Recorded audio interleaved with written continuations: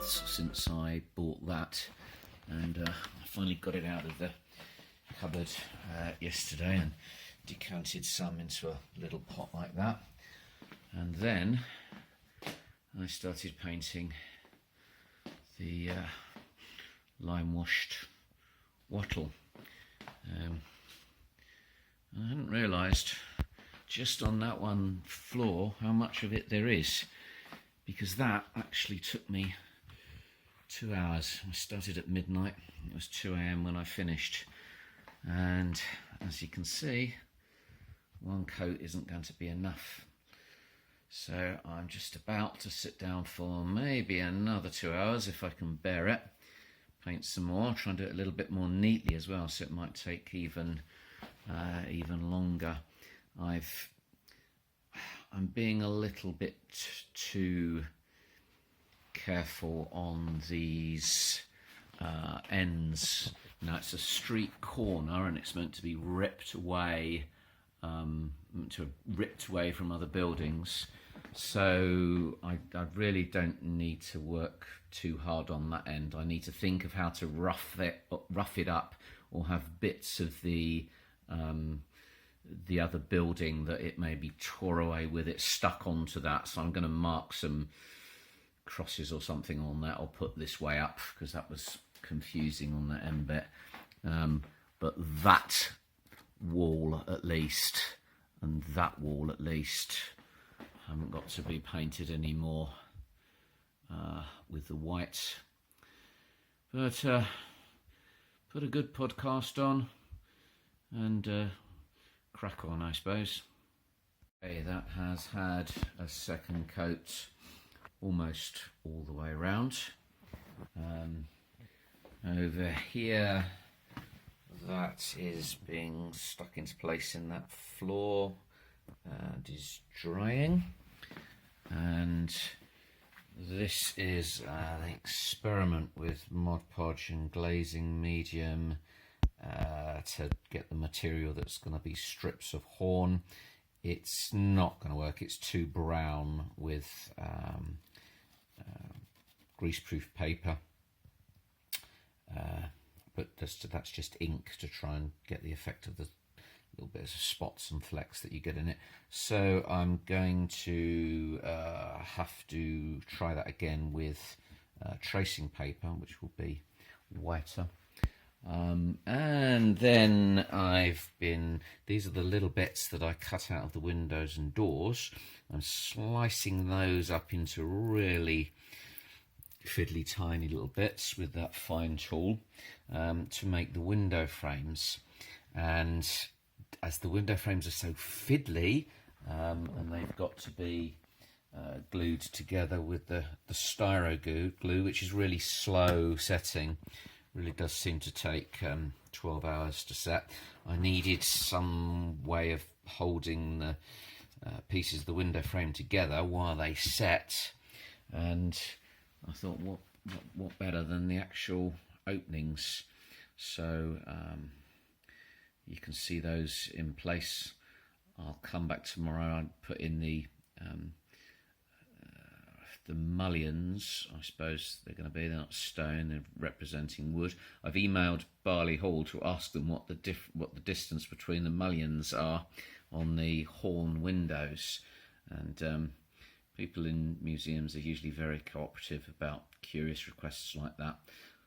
Hopefully tomorrow sometime some kind person in York will trot along with a tape measure and email me that information, just so I can try and get that right. As you can see, it's a bit gappy around the windows, but that doesn't matter. They'd have filled up holes like that with more wattle and daub, or some putty-like substance, or even old rags and straw and paper. I emailed that picture to Barley Hall and asked them for the measurement, but I didn't get a reply, and it's been a weekend and a working day now, so I gave up and messaged my daughter to ask her if she could go over to that side of York and measure it for me. she was too busy, but being a clever clog, she got on the internet and found that picture, which we think is the same picture. We think that's Barley Hall. And she said the A4 sheet on the windowsill there should give you some idea of scale. Just too clever. So I did some calculations and some thinking and some trying to work out what it was to scale, and in the end I figured out that those are about 14 centimeters apart, and the beams themselves, I'm not sure if they're called mullions. If they're stone dividers between window panes, they're called mullions. So I'm not quite sure if I'm using the right word, but I'm calling them mullions. They would be therefore roughly 7 centimeters, and then that's in life size. So then I've got to scale that dramatically down, which at this stage it was a case of just estimates. Essentially, they're very close. They're much closer than anything you would see on modern windows. And then it's been a long evening of slicing up, mostly with the miniature hot wire tool, but also with the Fiskars finger knife, to make the, let's call them mullions because it's a nice word. And if when I display this anybody says, well, have you got bars on the windows, they might get punched. Now those have got to be left at least overnight to dry. That white glue, that's the one I've done most recently, that does dry clear, and then they've got to be taken out. They've got to be sliced that way, which is going to be really tricky because they're only about on average about 4 millimeters thick, and then I'm going to have to cut up slices of this or something similar. And notice that that's actually quite yellowish, so maybe I'll be unsatisfied with that. And I've done many different things in life, but I've never been a window fitter. And the thing about it is modern windows and doors all come to a standard size, sometimes with a standard frame, and then they just have to be fitted in.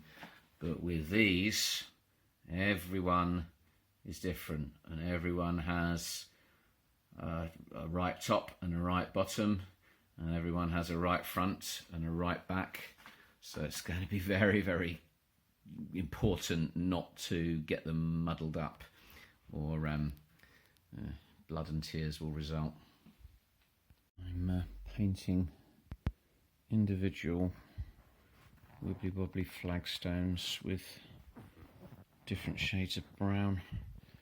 It looks much brighter and lighter through my viewfinder here as I look at that. And actually there's not really enough light, even though I've got a photography light over here and fluorescent tubes in the room. This really ought to be something I'm doing in daylight, because I've painted slightly yellowish tint of this brown, which is a burnt umber, and a slightly whitish tint. And actually that colour there, I painted that just a few minutes ago, so this colour is changing dramatically as it dries. I want to paint over all the black ones. I've already run a wash over it, because you can still see whitish bits of where the Mod Podge is thick underneath. That's a bit of a pain. Wish I'd have used just PVA for that to stick them down with. But I'm doing this, so probably about, I don't know, 10% of these are just a very slightly yellowish version of the brown, and about 10% are a sort of slightly lighter version of the brown with a little white. But the vast majority of them will be brown, burnt umber brown, and that's just to indicate that these have come from a quarry, not the quarry where the sandstone has come from, which is probably the main colour I'm going to do for this underside, but somewhere else where a stone harder than the sandstone is quarried to make these flagstones. Before it was picked up and flew through the air, of course, but stone, even from the same source, has a range of slightly different colours, and that's what you see in things like cobbled streets in Cornwall and flagstoned medieval streets elsewhere, and then dirt sort of blends them all in over time, so this will have more washes just to dilute black lead in, which will sort of dirty it all down, dull it all down more, and go down into the cracks and kill some of those white specks, hopefully. If it doesn't, it actually looks way worse through my phone's viewfinder than it does when I'm looking at it with the naked eye. But that's good. But I may have to actually run black paint into all those crevices, rather thicker black paint with a brush if I can't kill the white. It's a day later, and I forgot to tell you that the next stage, which I've just done, is to take the windows out, reinforce them with little specks of glue on the backs of those mullions. They look a bit like drains at the side of the road there. And then I'm going to have to flip them the other way and just paint the fronts of them only before I slice them. I'm trying to just reinforce them and give them some strength. Now the chap who does the Black Magic Craft YouTube channel covers everything with Mod Podge when it's made in foam. Mod Podge and black paints as a just sort of undercoat before anything's painted to make it more robust. But I do sort of find myself thinking, well, just how rough are his players when handling the terrain? I don't think I'm going to do that. I find that just a layer of paint gives it strength against accidental damage. And you can see just how similar that unpainted wood looks there compared to the painted. So I'm painting it for strength really rather than colour change on these pieces. What the Mod Podge is very good for those, letting you paint over it. I decided that my horn just needs to be more yellowish, not regularly yellowish, but more yellowish, and I wouldn't have been able to paint onto the tracing paper because it's really very waxy and water resistant, but the Mod Podge went on a treat, and the ink, that's Vallejo game ink, actually diluted 50% with water. That's gone on very nice over the Mod Podge. It'll have another layer over that when it's dry, I think. I've got the whole evening tonight because my D&D was cancelled, but that's not good. But I have at least got a whole evening to work on this for a change. And the windows have now been painted and dry brushed, but I'm really going to have to find a way of speeding up the process because there's 2, 4, 6 there, and how many more windows are there going to be on the 2nd floor, the 3rd floor, and all the way up? I'm going to have to find a way of doing them because these are taking me, I don't know, an hour each at the moment. Here's what's happening. starting to think about a way of speeding things up. I found that I can put my hot wire tool, let's tape it down onto the table. Now the switch is there. Just look at that switch. It's like something from a really old style children's teaching kit about how to work electricity. You hold that copper switch down, and that's what it does. But by taping it down, I find I get a gap between that and the table. So I've sort of invented a kind of miniature proxon table, and I can slice pieces of foam to that thickness, and I could adjust that by just putting a piece of card under it when I slide it through. I can't show you it actually cutting because using one hand to hold the camera, and it's two-handed job. And with a great and the strips of horn have been sliced up with again with a Fiskars finger knife and a self-healing cutting mat. I'm ignoring those bits that are very brown. I won't be using those. And this is the window once it's been sliced, and strips of that have been stuck in. Very fiddly, very time consuming. Doesn't look very good on the back, but that doesn't matter because we won't be seeing the inside. Even if I detail the inside, eventually you won't see the inside of the walls. But from the outside it looks pretty cool. And it does look, I think, like the thing we're copying, particularly if you hold it up to the light. I think that's quite a good interpretation. Unfortunately, of course, it will be dark on the inside, so the most it will be seen from the outside is that, unless I put lights in, which I'm not going to. Oh, I don't know. Maybe on the higher levels there'll be light coming through from the opposite sides or something.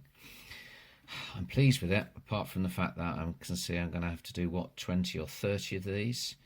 They're taking more than an hour each.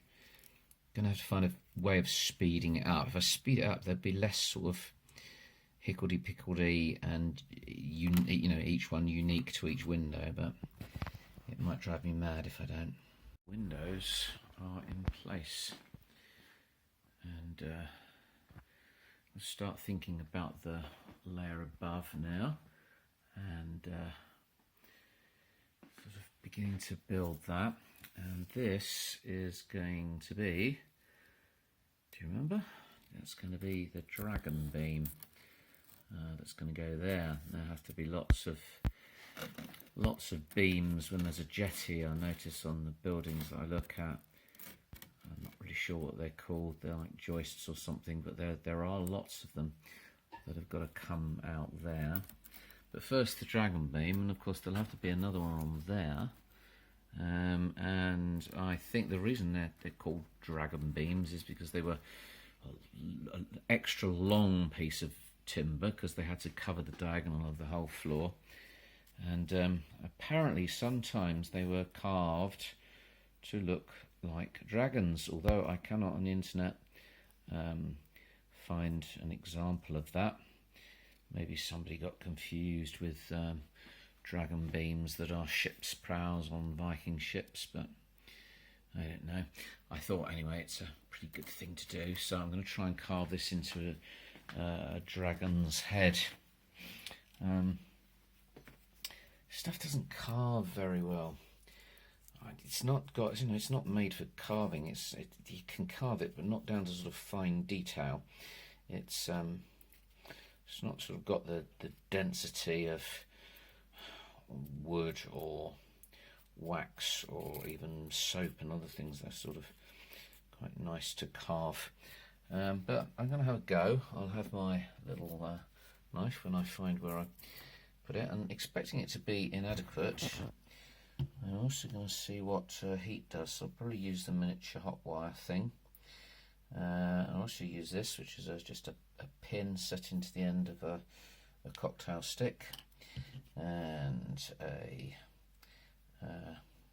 tea light. And I'll see what happens if I progressively heating the pin over the the candle flame, and trying to sort of carve into that, and I'll show you how it goes.